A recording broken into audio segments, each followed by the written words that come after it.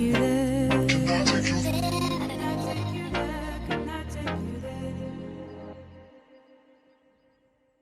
Assalamualaikum warahmatullahi wabarakatuh.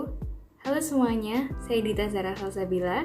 Di sini saya akan menjelaskan materi tentang integrasi ekonomi dan pasar berkembang. Nah, untuk subbab yang akan kita bahas, yang pertama itu ada kartel dan perjanjian harga komoditas, kemudian yang kedua adalah tentang pasar negara berkembang, dan yang ketiga adalah hambatan menuju bisnis dan juga masalah infrastruktur. Jadi apa sih kartel itu? Kartel itu adalah asosiasi produsen barang tertentu yang dapat terdiri dari asosiasi perusahaan swasta, atau dapat dijelaskan sebagai suatu hubungan kerjasama antara beberapa kelompok produsen atau perusahaan dalam hal melakukan produksi barang serta memasarkannya.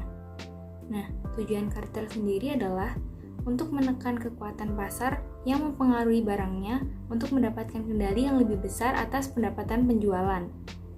Nah, kartel dapat mencapai tujuan ini dengan cara yang pertama, anggota dapat terlibat dalam penetapan harga. Nah, yang kedua, kartel dapat mengalokasikan wilayah penjualan di antara anggotanya. Nah, yang ketiga adalah meminta anggota untuk setuju membatasi produksi karena itu pasokan yang dapat membuat harga lebih tinggi secara artifisial. Kartel yang paling dikenal luas adalah Organisasi Negara Pengekspor Minyak atau disingkat dengan OPEC. Nah, ini terdiri dari 12 negara penghasil dan pengekspor minyak. Contohnya seperti Aljazair, Angola, Ekuador, Iran, Irak, Kuwait, Libya, Nigeria, Qatar, Arab Saudi, Uni Emirat Arab, dan Venezuela. Sebagai kartel manapun, OPEC ini juga memiliki tantangannya tersendiri. Nah, apa aja sih tantangan dari OPEC ini? Nah, yang pertama, tidak semua negara penghasil minyak menjadi anggota OPEC. Nah, anggota OPEC saat ini menjadi penyumbang 40% produksi minyak di dunia dan 2/3 cadangan minyak yang terbukti di dunia. Tantangan kedua, kekompakan anggota dalam kartel tidak selalu lengkap. Penjualan terjadi dari harga yang telah disepakati dan kuota produksi telah dilanggar. Tantangan yang ketiga adalah menyeimbangkan toleransi pasar terhadap harga tinggi dan kebutuhan pendapatan minyak. Hal ini untuk mendukung program pengeluaran domestik negara-negara anggota. Nah, perjanjian harga komoditas ini melibatkan penjual dan pembeli dalam menyepakati harga pada komoditas tertentu. Nah, ciri penting untuk membedakan antara negara berkembang dan negara industri adalah ciri penting pendapatan ekspornya. Negara-negara industri sangat bergantung pada ekspor barang-barang manufaktur, teknologi, dan jasa, sedangkan negara-negara berkembang sangat bergantung pada ekspor produk primer dan bahan mentah, misalnya tembaga, biji besi, dan produk pertanian. Perbedaan ini penting karena beberapa alasan, diantaranya yang pertama, karena tingkat persaingan harga lebih tinggi di antara penjual barang-barang primer, karena jumlah penjual lebih banyak, dan juga karena barang primer bersifat homogen. Ini bisa dilihat dari membandingkan penjualan komputer dan tembaga. Hanya 3 dari 4 negara yang menjadi kekuatan kompetitif di pasar komputer, sedangkan setidaknya solusi yang bersaing dalam penjualan tembaga. Alasan yang kedua adalah variabilitas barang pasokan akan lebih besar di pasar barang primer. Karena produksi seringkali bergantung pada faktor-faktor yang tidak dapat dikendalikan seperti cuaca.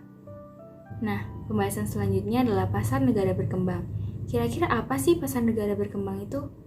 Pasar berkembang itu adalah di mana negara-negara berkembang meningkatkan ekonominya dan kinerjanya untuk melampaui atau menyamai pasar-pasar negara yang sudah maju. Ekonomi yang membaik dapat menguntungkan pasar negara berkembang melalui tingkat pendapatan yang lebih tinggi dan standar hidup yang lebih baik, lebih banyak ekspor, peningkatan investasi langsung asing, dan struktur politik yang lebih stabil. Nah, negara-negara maju ini mendapatkan keuntungan dari sumber daya manusia dan alam dari pasar negara berkembang. Hal ini didapatkan dari perdagangan internasional.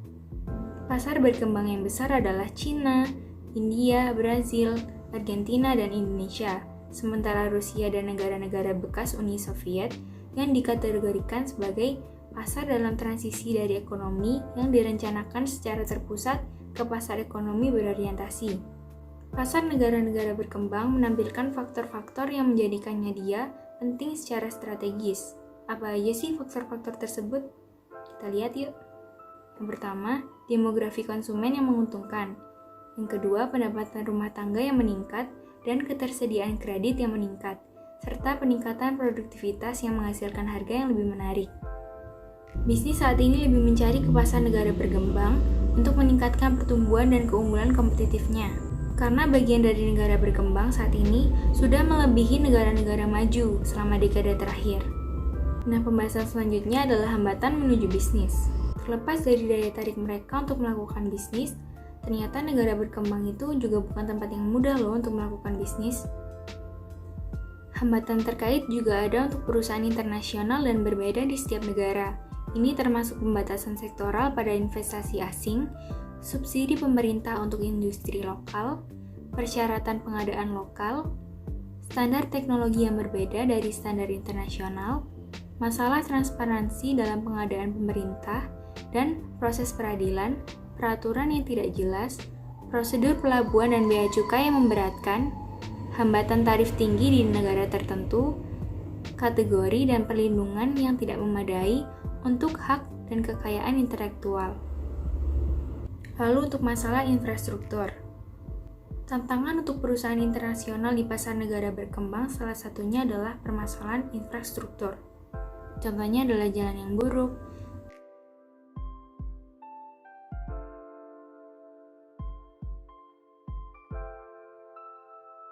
fasilitas pelabuhan yang ketinggalan zaman,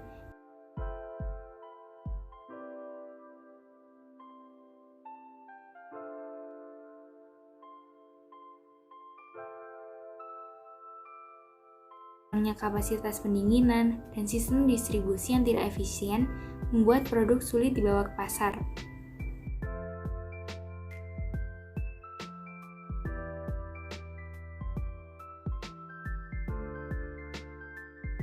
Keadaan pembangunan infrastruktur sangat bervariasi di antara pasar negara berkembang utama. Cina melanjutkan program pembangunan infrastruktur yang mungkin tak tertandingi dalam sejarah dengan pembangunan dan modernisasi kota, jalan raya, pelabuhan, dan bandara di seluruh negeri.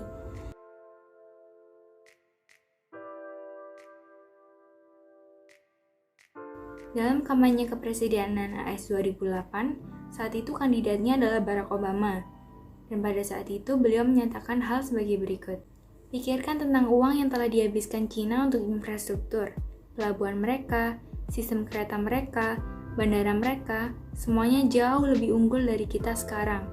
Artinya, jika Anda adalah perusahaan yang memutuskan di mana akan berbisnis, Anda mulai berpikir Beijing terlihat seperti pilihan yang cukup bagus. Jadi kesimpulannya adalah, saat ini, pasar negara berkembang dan pasar negara maju tidak jauh berbeda. Bahkan saat ini, pasar negara berkembang telah melampaui pasar negara maju. Hal ini karena dalam pasar negara berkembang, mereka lebih cepat bergerak dalam mengatasi infrastruktur dan hambatan-hambatan bisnis lainnya. Sekian penjelasan materi dari saya, semoga materi ini bermanfaat. Terima kasih, wassalamualaikum warahmatullahi wabarakatuh.